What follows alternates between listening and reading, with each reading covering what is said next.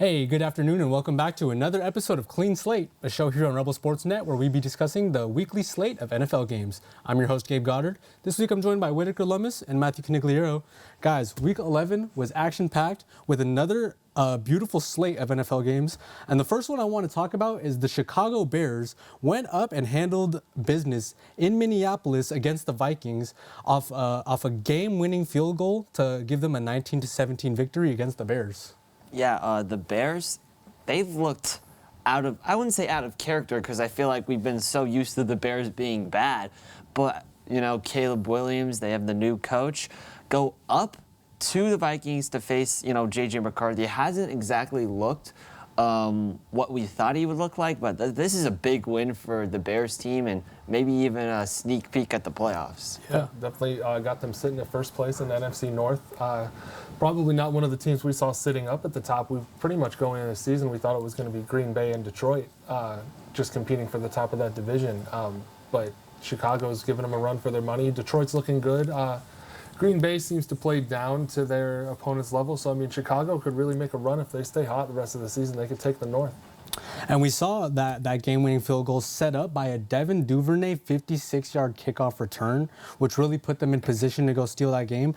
And let me tell you guys, the Bears are 3-0 in games decided by 2 points or fewer. And in games decided by 5 points or fewer, they're 5-1.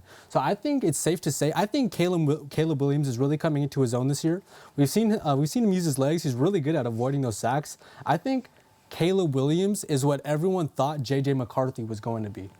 And I think that the roles have kind of switched a little bit. J.J. McCarthy, a.k.a. Nine, his alter ego, he hasn't really been taking care of business. And I think the Vikings could be looking to draft a quarterback. Yeah, coming out of the draft, we saw him obviously win the national championship, but it was off the back of a really good Michigan defense and a really good run game. You had Donovan Edwards and Blake Corum. So I feel like draft experts thought exactly this would happen, that, hey, JJ is kind of like, I wouldn't say system quarterback. More of a game manager. Game manager, exactly. So he's not the run around the field and throw a deep bomb like the Mahomes or the Caleb Williams we saw at USC. So I just feel like experts saw this coming and props to them for those who called it. Yeah.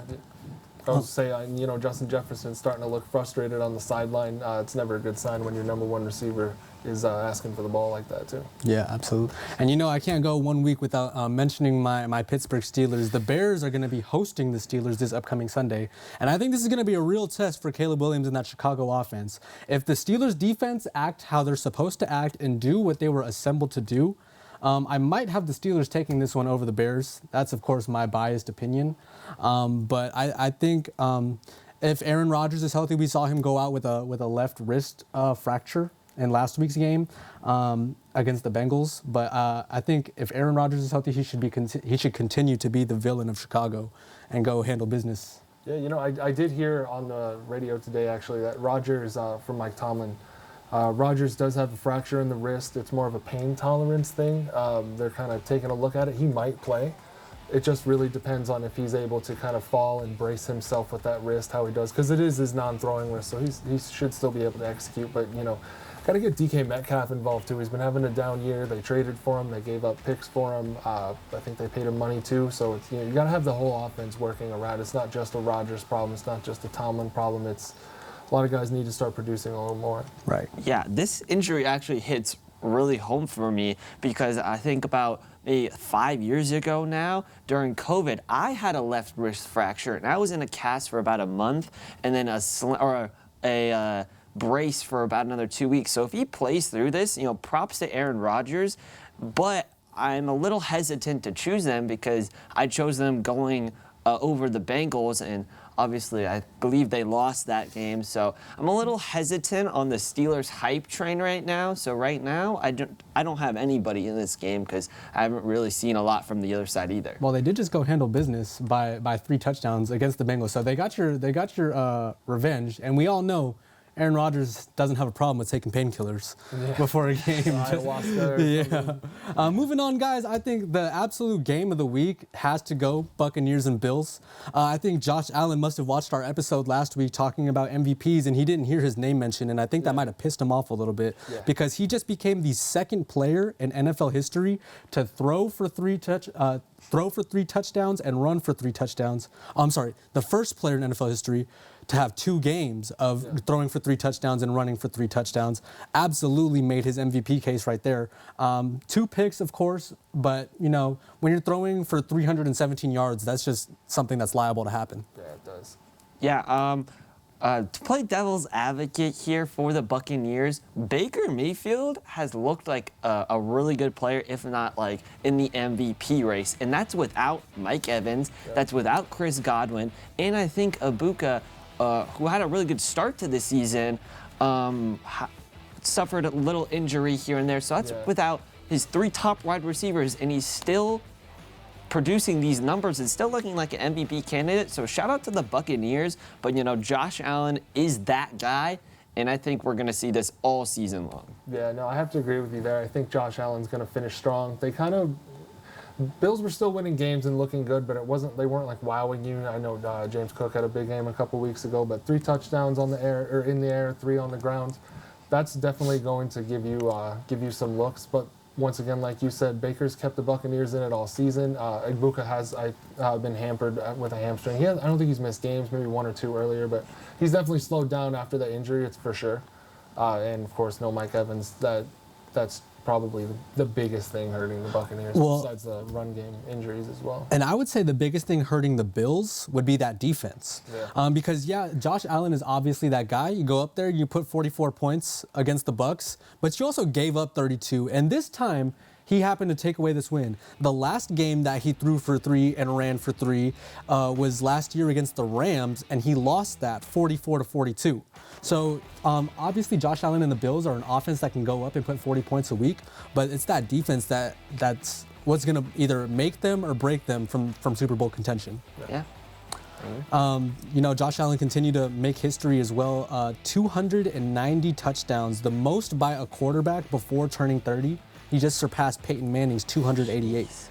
And like I mentioned, the last time he ran for 3 and threw for 3 was last year against the Rams. The Bucs are going to LA to face the Rams this week, and the Rams just scraped by a victory 21-19 against another former MVP candidate, Sam Darnold. And did you guys catch that one? I did. The Rams, I think a lot of people, including myself, I expect them to be kind of in the mid-tier range. They look really good. Like, coming off a win off of a really red-hot Seahawks team, Matthew Stafford doesn't show his age at all, in my opinion, in this game. Plus, you have Devontae Adams, who is on his, I think, second or third team in like 5 years. He looks really good, too, and that defense, stellar. Kyron Williams was looking good too, 12 rushes for 91 yards and a score. And you know, the Rams won, and I still think this was their sloppiest played game of the season. And I think the only reason why they won is because the Seahawks had an even sloppier game.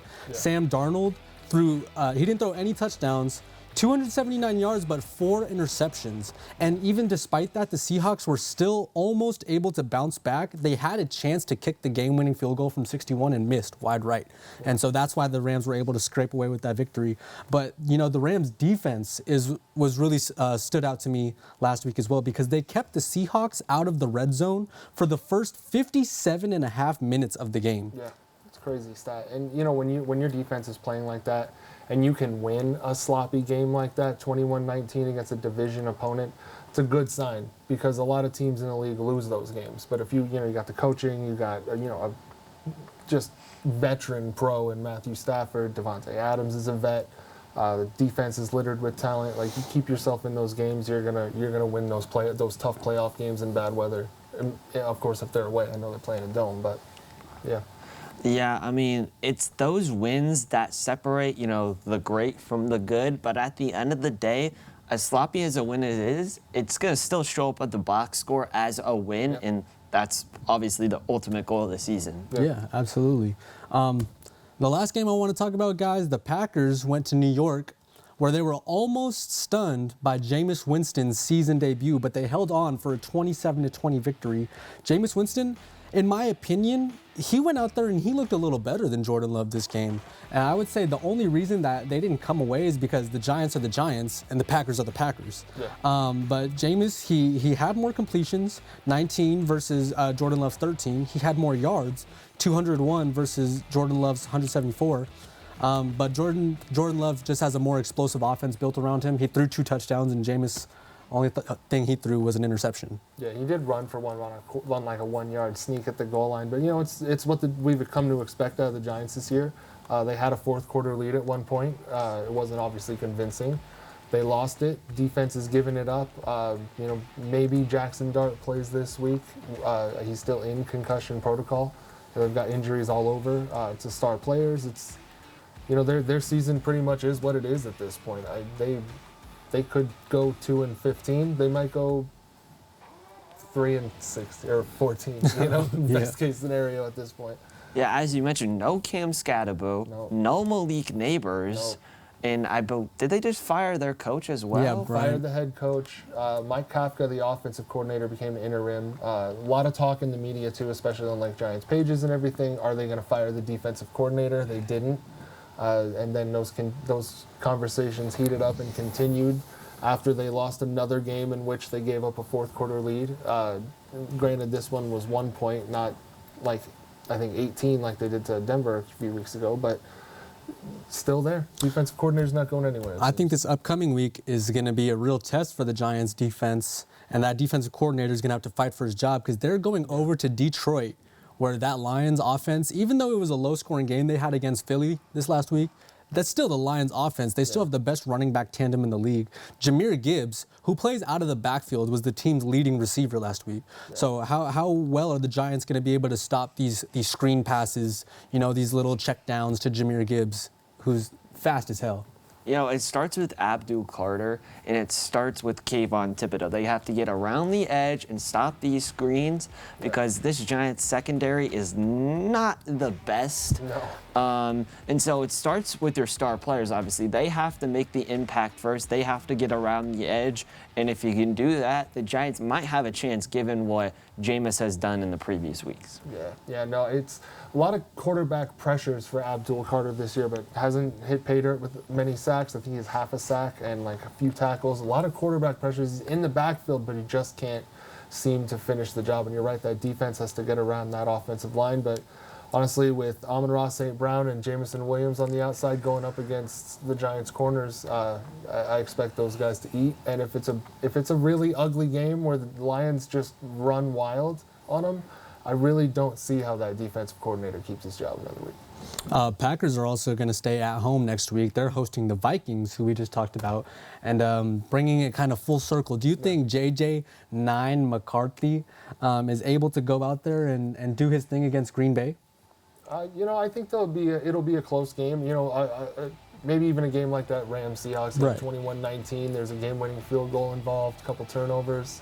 Because like I said too, the Packers like to play down to their opponent's level. So if they're playing a perennial playoff team, they seem to look like one. If they're playing a team that's on the bubble, they'll look like they're on the bubble too. You got Tucker Kraft out for the year with the ACL.